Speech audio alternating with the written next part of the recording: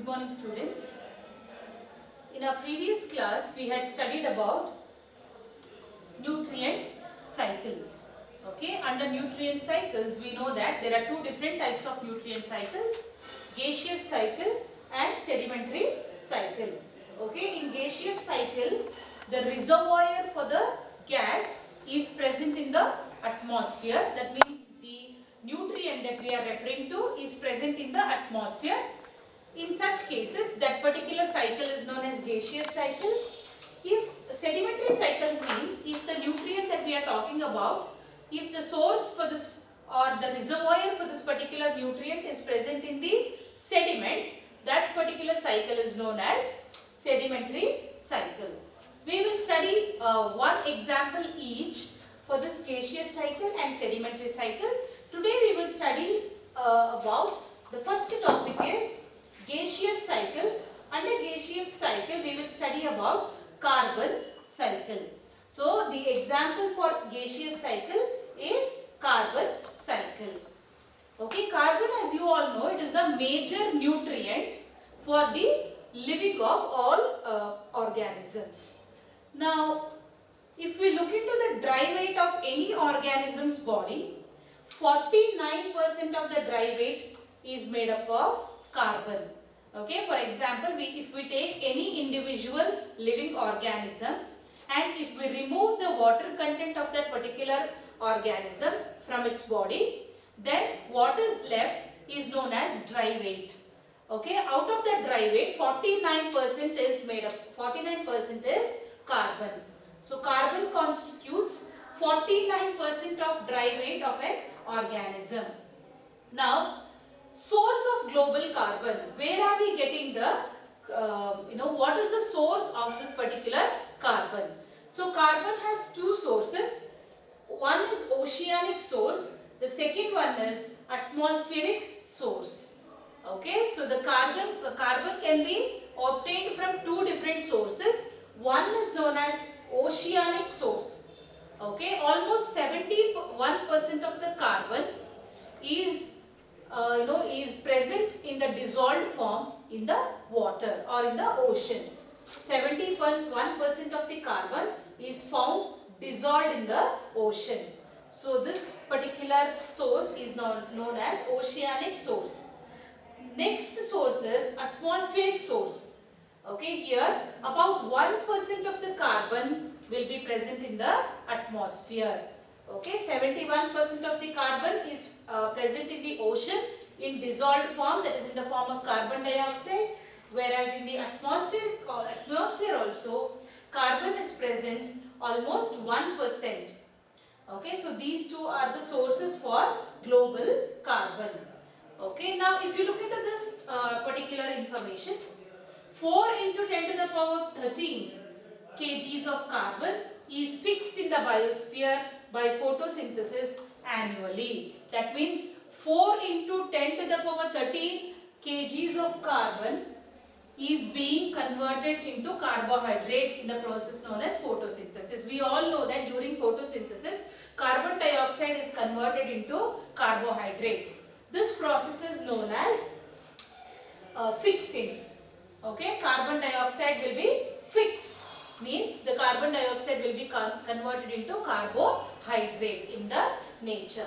So this is known as fixing. So 4 into 10 to the power 13 kgs of carbon is fixed in the atmosphere by photosynthesis annually. So in a year, 4 into 10 to the power 13 kgs of carbon will be converted into carbohydrate through the process known as photosynthesis. Now, large amount of carbon return to the atmosphere as carbon dioxide through respiration of producers and consumers. Let us study the carbon cycle so that we will have a clear-cut idea of how the carbon cycle exists in the biosphere. Okay, now let's begin with the carbon dioxide which is present in the atmosphere. Okay, so carbon dioxide will be present in the atmosphere. Okay, now if we look into this part of the cycle, here this white part that you see, this indicates an ocean. Okay, this white part indicates an ocean, whereas this green part, okay, starting from here, this green part represents the land. Okay, this green part represents the land, whereas this white part represents the ocean. Okay, now here the upper surface of this particular land actually indicates the soil. Okay, what happens above the ground level, whereas this part indicates below the ground level, or what we say underground.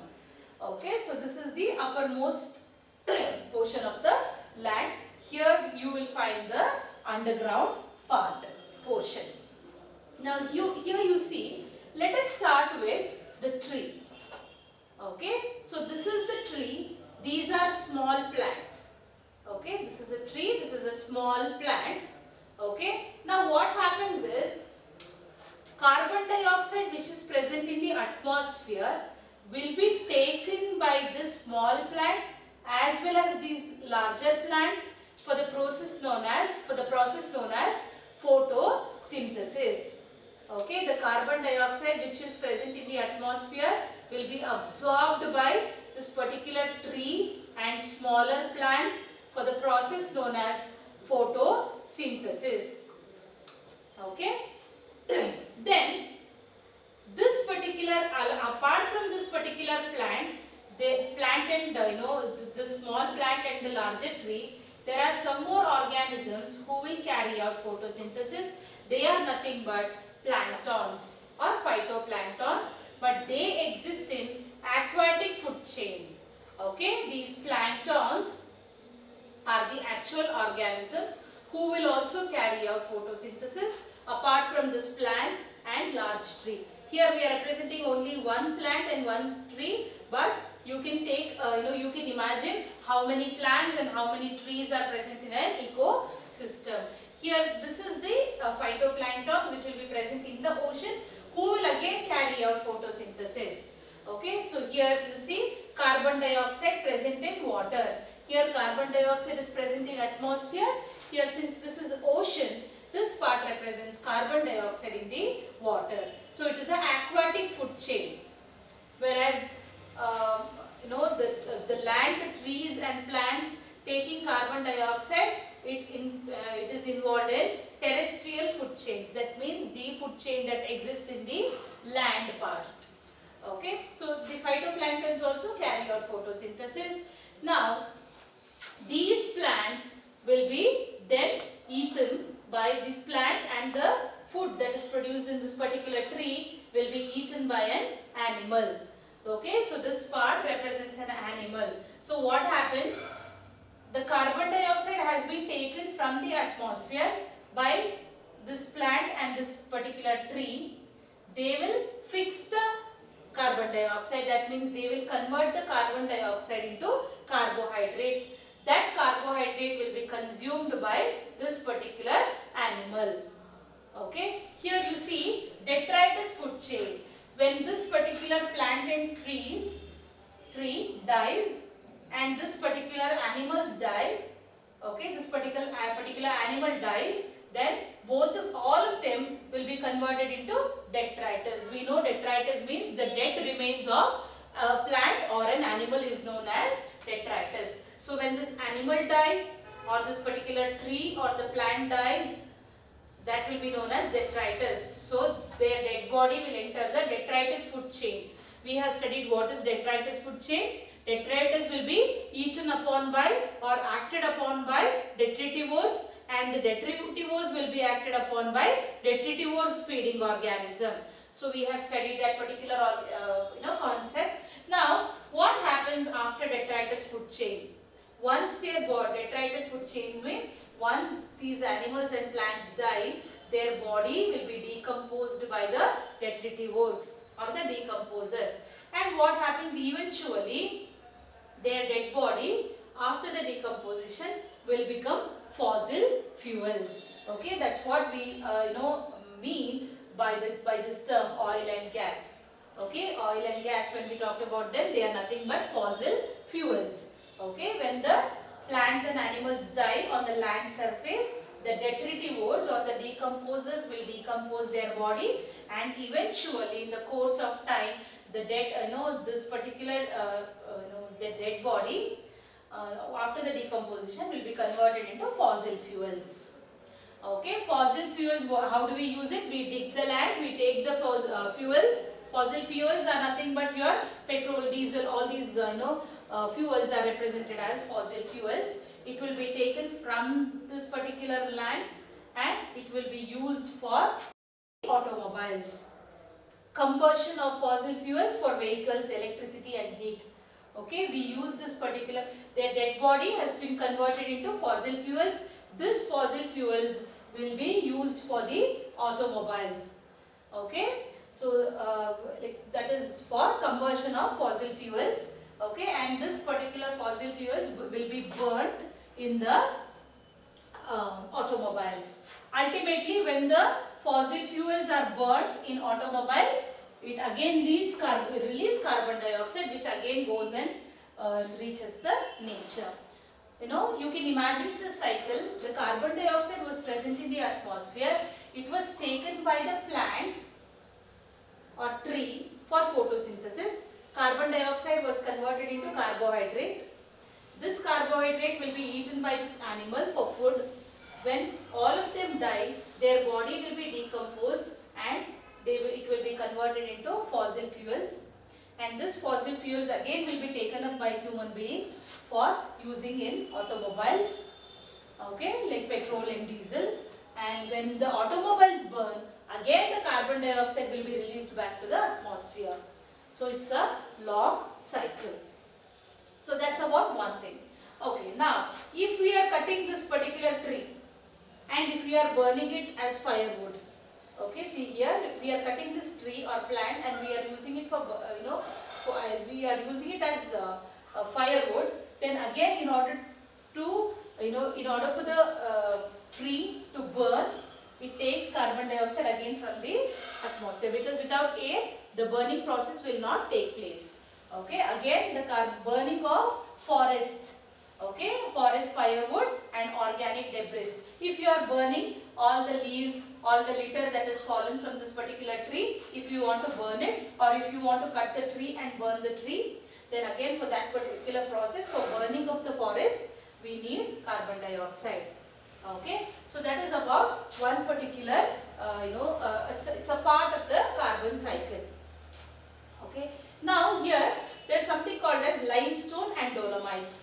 Okay, limestone and dolomite are nothing but, dolomite is a kind of limestone, water limestones. It is a type of rock that we found in the earth's crust, okay, below the ground level.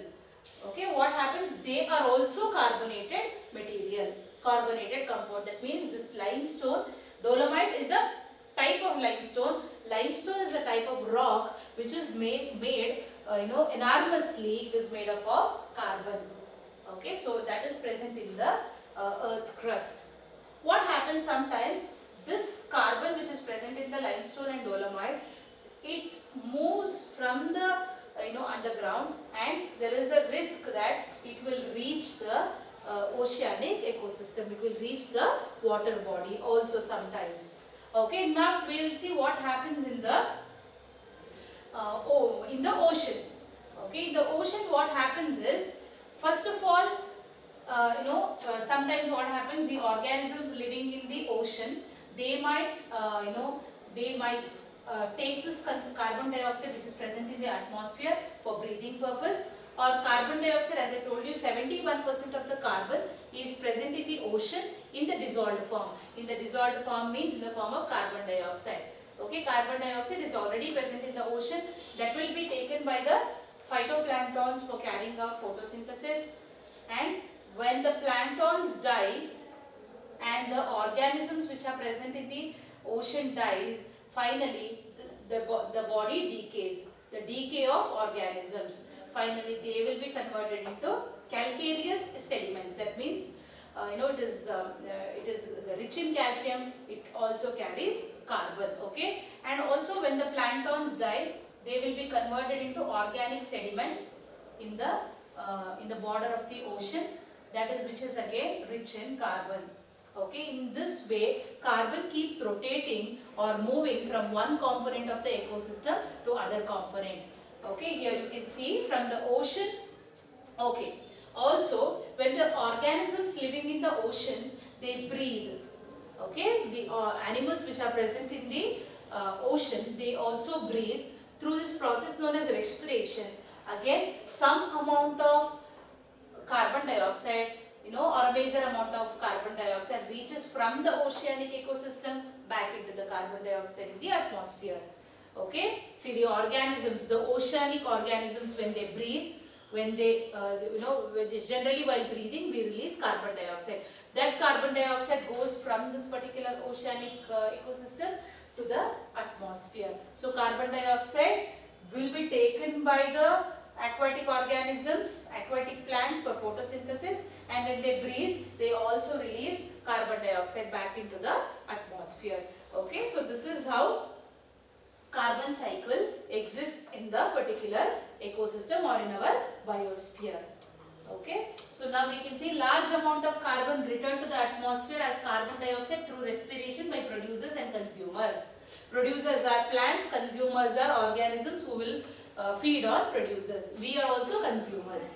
Okay, we also respire, we also leave carbon dioxide. At the same time, the plants also respire. Okay, plants also release some amount of carbon dioxide through this process known as respiration into the atmosphere. Decomposers also return carbon dioxide to reservoir. Okay, here we studied decomposers who will act on this particular detritus. They will release carbon back into the reservoir. Okay, reservoir means the place where that particular nutrient is stored. Some amount of carbon is lost to sediments and removed from circulation. Here you can see, when the planktons die, their body will be converted into, when the body is decomposed, it will be converted into organic sediments. Okay, this is of no use later. Okay, it will be lost from the circulation.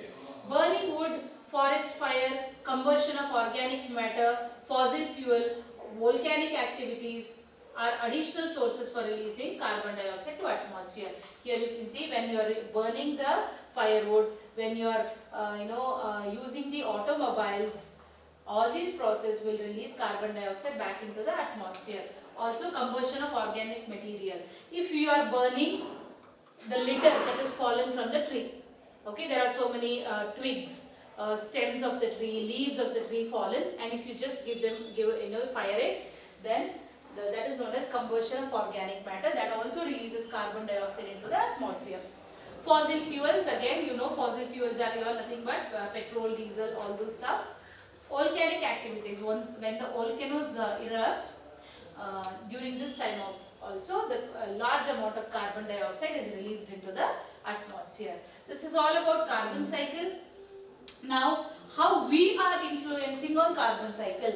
Carbon cycle happens generally naturally in the nature, but how we human beings are influencing this particular carbon cycle. Okay, the first way we are influencing the carbon cycle is by deforestation. We are cutting down the trees and we are destroying the forests. Through this way, we are increasing the carbon amount in the atmosphere.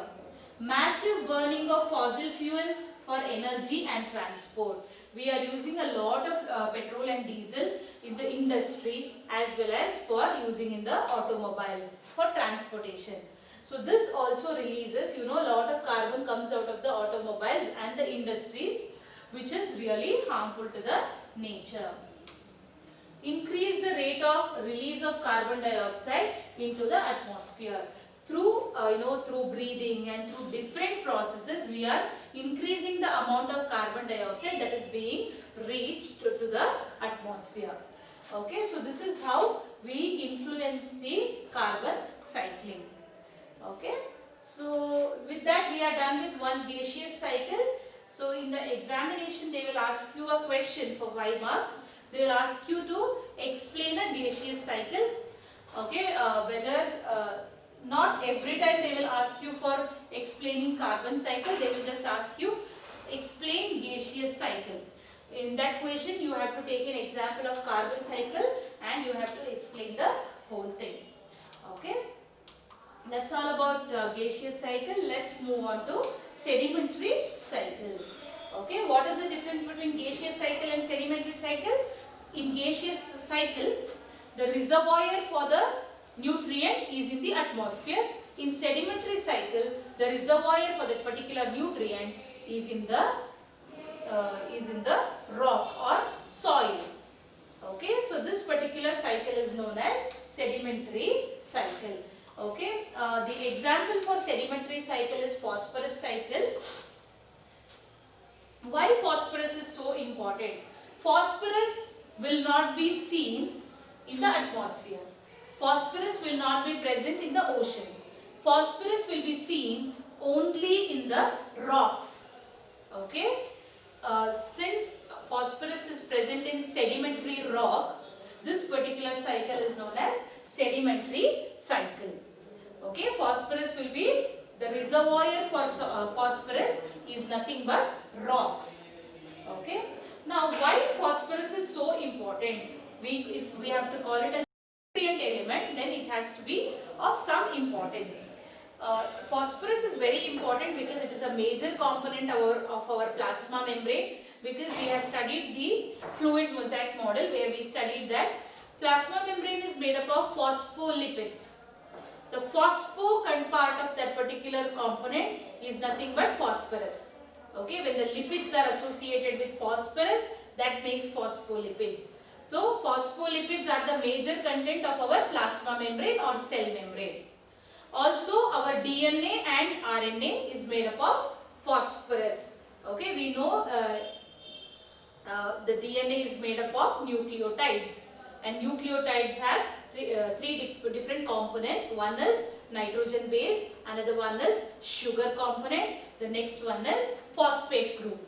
Okay, so there also phosphorus plays a major role. So it is a major component of our nucleic acids. Nucleic acids, when I say both DNA and RNA. Then they are the major component of energy transfer system, that is ATP. Okay, ATP means adenosine triphosphate. Okay, ATP means adenosine triphosphate. We have studied in first year class that they are the energy currency of our cell. Okay, in our body energy is saved in the form of ATP, adenosine triphosphate. This P represents phosphate. Okay, which is the usable form of phosphorus again. Okay, so phosphorus is very important because they are the major constituent of biological membrane. Biological membrane means plasma membrane, nucleic acids which represents DNA and RNA, and cellular energy transfer system, that is ATP, adenosine triphosphate. Okay, now animals need phosphorus to make shell, bones and teeth. Okay, now reservoir pool of phosphorus is the rock. Okay, I have already mentioned the reservoir for this particular phosphorus is the rock. Okay, which contains phosphorus in the form of phosphates. Okay, now generally phosphorus will be present in the nature in the form of phosphates. Okay, now what happens is, imagine there is a sedimentary rock. There is a rock. It is, phosphorus is present in this particular rock in the form of phosphate. Now, when the weathering of the rock happens, that means the rock will be converted into soil particles. When the rock weathers and soil is formed, this soil gets mixed with water, that forms a soil solution. Okay, there is a rock weathers forming soil, and the soil will be mixed with water, so that forms soil solution. So in the soil solution, the phosphates will dissolve. Okay, when the phosphate is present in the rock, when the rock weathers, soil is formed. In the soil there is phosphate. Okay, when soil mixes with water, that forms a soil solution. What happens? The phosphate which is present in that particular soil will dissolve in the water. Okay, so the phosphate gets dissolved in the water.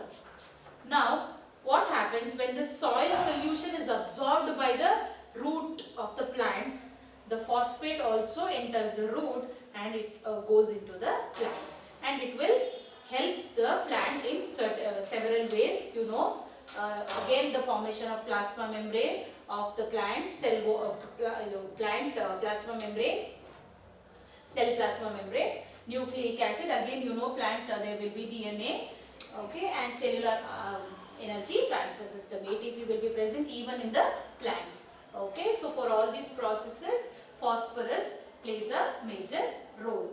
Okay, now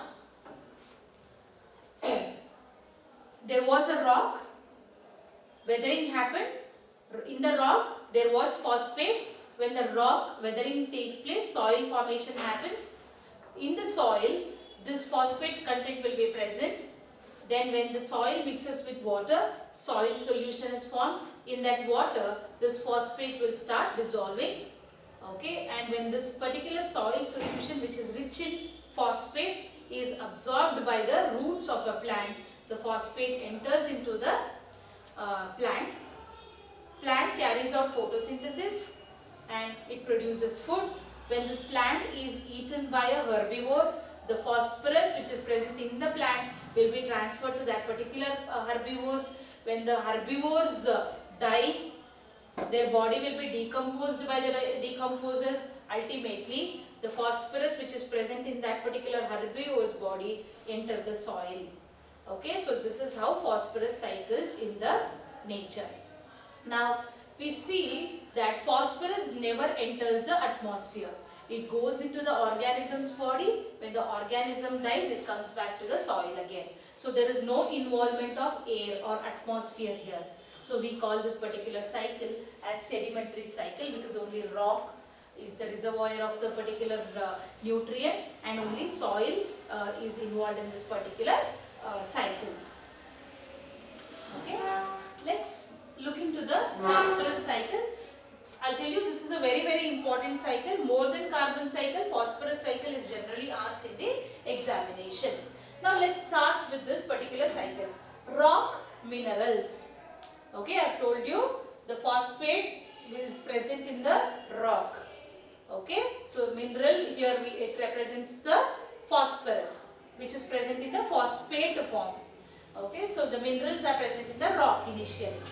When the rock weathering takes place, ultimately soil is formed.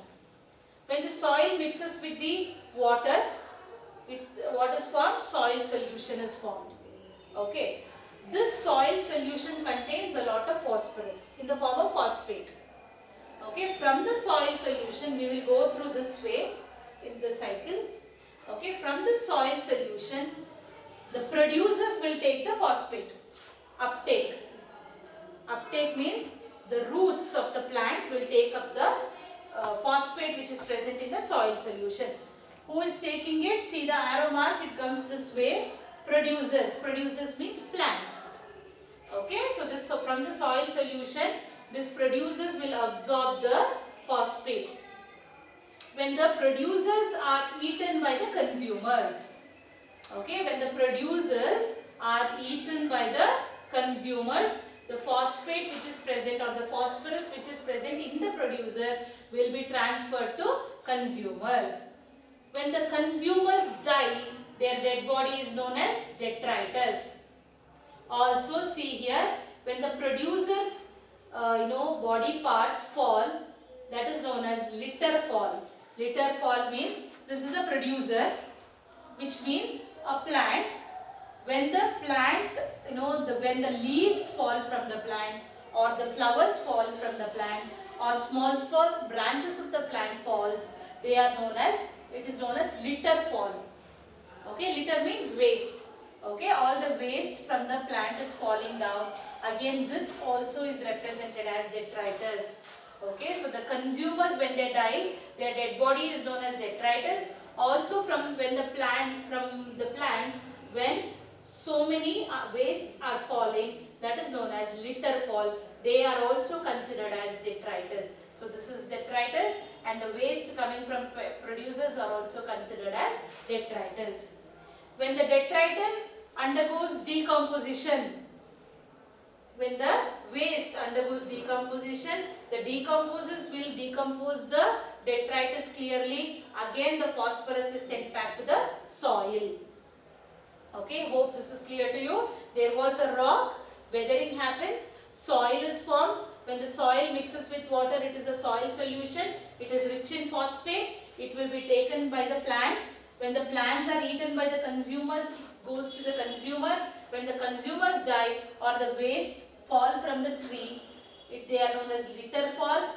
Both of them are together represented as detritus. When they are decomposed, again the phosphate which is present in their dead body will reach the soil. This is the phosphorus cycle. Okay, this is very simple when compared to carbon cycle, because carbon is present both in ocean or in the aquatic ecosystem as well as the atmosphere. The circulation or the movement of carbon is more and more. Okay, whereas phosphorus movement is very limited. It does not involve atmosphere or a aquatic habitat. Okay, so this is what happens in a phosphorus cycle. Okay, so here we can see reservoir of phosphorus is in the rock which actually contains phosphorus in the form of phosphates. During weathering of rock, small amount of phosphates dissolved in soil solution and are absorbed by the roots of the plants. Herbivores and other animals obtain organic form of phosphorus from plants. Okay, when the herbivores or the consumers feed on the producers, they will take the phosphorus from the body of the producers. Organic form of phosphorus. Okay, the waste product and dead organisms are decomposed by phosphate solubilizing bacteria. Here we have just mentioned decomposition. Who decomposes it? Decomposers are phosphate solubilizing bacteria. Generally the decomposers are bacteria and fungi. So in this case of phosphorus cycle, the decomposers are phosphate solubilizing bacteria. They will extract the phosphorus from this dead body, detritus, and it will send it back to the soil. Okay. Now, how phosphorus cycle is different from carbon cycle? There is no respiratory release of phosphorus into atmosphere. That means, like in carbon, I said we breathe out carbon dioxide. When we breathe out, this carbon dioxide goes into the atmosphere. Whereas in case of phosphorus cycle, there is no involvement of phosphorus in breathing. We do not breathe phosphorus. We do not breathe out phosphorus. Okay, we breathe in and we breathe out carbon dioxide. So there is respiration involved in carbon cycle, whereas since we do not breathe phosphorus or we do not breathe in or breathe out phosphorus, respiration is not involved in this particular phosphorus cycle. There is no respiratory release of phosphorus, whereas in carbon cycle there was a lot of respiratory release of carbon dioxide. That means we were releasing carbon dioxide through respiratory release or respiration process. Atmospheric input of phosphorus through rainfall are much smaller. Rainfall does not contribute in adding phosphorus into the atmosphere or in the cycle. Okay, so the phosphorus is not added into the atmosphere through rainfall, whereas it happens in carbon.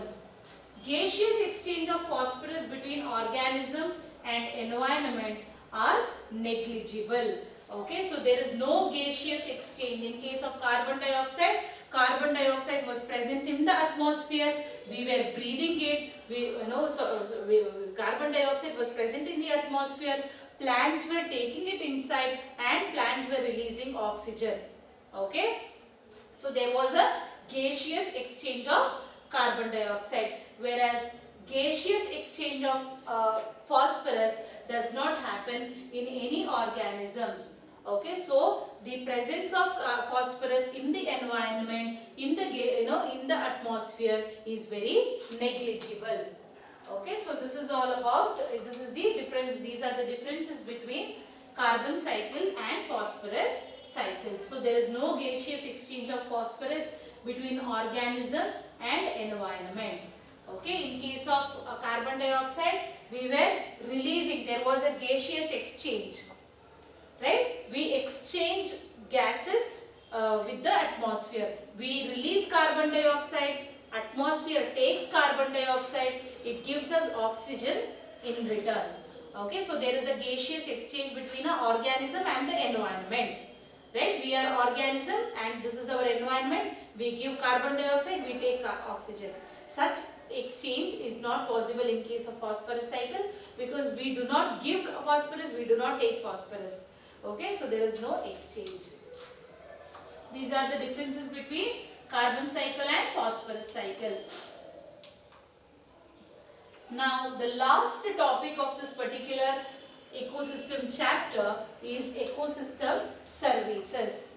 That means what are the services that we get from ecosystem, okay, or what are the benefits that we get from ecosystem. Okay, there are multiple benefits or services that we get from our ecosystem. Few are the products of ecosystem processes are named as ecosystem services.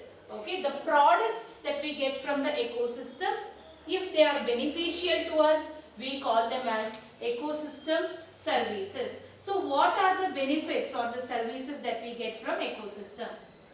Healthy forest ecosystems purify air and water. First of all, if there are forest ecosystems that will purify air and water, we know, forest contains lot of plants and trees, smaller plants and larger trees.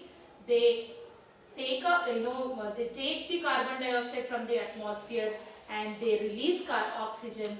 So this is the way they purify our air and they purify our water. Mitigate droughts and flood. Okay, imagine if there are no forest ecosystem or there are no plants and trees, then there would be more and more cases of drought and flood. Okay, because of the forest we get lot of rainfall, because of the trees we get rainfall, so there is no drought. Okay, there are no droughts and flood. If there are no forest, then forest actually what happens, the root of the trees present in the forest actually holds back the soil particles tightly so that the soil particles do not become loose. If the soil particles become loose, then there is case of not holding the water holding capacity of the soil reduces, so there is too much of flood happening. Okay, so it reduces the case of droughts as well as flood. Cycle nutrients. If there is ecosystem, then only then the nutrients can cycle. Okay, we have studied about carbon cycle and phosphorus cycle. Generates fertile soil. Okay, if we have to get nice fertile soil, that is because of the ecosystem we are getting. Provide wildlife habitat. Okay, only because of the ecosystem there are so much of wildlife seen or existing. Maintains biodiversity. Okay, the variety of organisms are living together in one particular ecosystem. Okay, so that is known as biodiversity. So because of the ecosystem, there is biodiversity. It pollinate crops. Okay, pollination. Pollination, we have spoke about pollination. Only because there are multiple plants, animal, insects, pollination are happening and we get different types of crops. Okay, provide storage site for carbon. You have studied about carbon cycle, how carbon is stored in the atmosphere as well as the ocean. Okay, so since this carbon has to be stored, then it provides a storage site. Carbon is stored in our body as well. Okay, imagine if there are no ecosystem, there is no carbon cycle. Okay, because of the it provides storage site for carbon. Also, it provides aesthetic, cultural and spiritual values. Okay, we Indians especially, we consider tree in the as a form of gods. Especially certain trees we consider them as a form of God and we worship them. We worship forest. Okay, there are something called as sacred groves which are being, worshipped by our people, from many years. So it gives us a aesthetic value, it gives us cultural values, it gives us spiritual values. Okay, so these are the services that we get from ecosystem. This is again going to be a very important question for you. Okay, mention any 3 different ecosystem services. Okay, or what are the benefits or the services we get from the ecosystem. Now we will look into a few abbreviations here. PAR, we have already studied, photosynthetically active radiation. GAP, it should be GPP, gross primary productivity. NPP, net primary productivity. DFC, detritus food chain. GFC, grazing food chain. Okay, so with this topic we will end the chapter ecosystem. Let's recall what are the topics that were covered. Those were covered in this particular chapter, ecosystem. We studied what is an ecosystem, which are the different types of ecosystem, namely terrestrial and aquatic ecosystem. We studied the different components of the ecosystem like productivity, decomposition, energy flow and nutrient cycle. We have studied a pond as an ecosystem. We studied what is primary productivity, GPP, NPP and secondary productivity. We studied in detail what is decomposition, what are the steps involved in decomposition, what is the humus, what are the importance of humus, which is again an important question, for factors affecting the rate of decomposition, how energy flow happens in ecosystem, which are the different types of consumers like primary, secondary and tertiary. Okay, this is the diagrammatic representation of different trophic levels in an ecosystem. It includes first trophic level, second, third and fourth. Okay, primary producers, primary consumers, secondary and tertiary consumers. What is a food chain? Okay, the different types of food chains like grazing food chain and detritus food chain. What is a food web? What is a trophic level? What is a standing crop? Okay, how a food web takes place. What is an ecological pyramid? The different types of ecological pyramids. Ecological succession, under that primary succession and secondary succession. Succession in plants, for example, hydrarch and xerarch succession. Okay, in detail we have studied what is xerarch and hydrarch succession. We have studied about the last topic, nutrient cycling. What is the difference between gaseous cycle and sedimentary cycle? We have taken an example of carbon cycle for gaseous cycle. We have taken the example of phosphorus cycle for sedimentary cycle. Okay, with this we are ending this chapter. If you have any doubts or queries, you can get back to me anytime. And I have been sending all the notes for your respective chapters that we have covered through WhatsApp. Okay, I want all the students to take, to send me a text so that I can send you the note through WhatsApp. Okay, if you have any doubts, again I am telling you, if you need any clarification, please get back to me. And for this chapter also, I will be sending you the notes through WhatsApp. Okay, I hope this chapter is clear. Thank you.